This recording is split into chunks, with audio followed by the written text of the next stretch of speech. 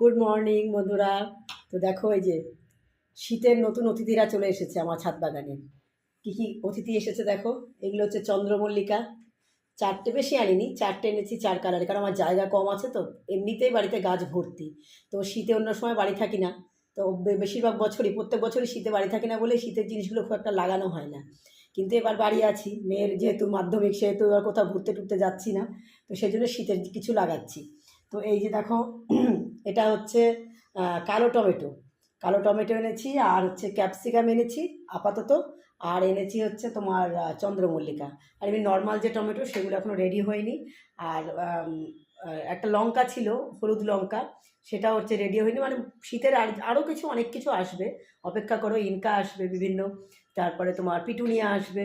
তো সেগুলো এখনও রেডি হয়নি নার্সারিতে, রেডি হলে আবার নিয়ে আসবো, তখন তোমাদের সাথে শেয়ার করবো। তো এইগুলো আজকে বিকালে কিংবা কালকে সকালে লাগাবো।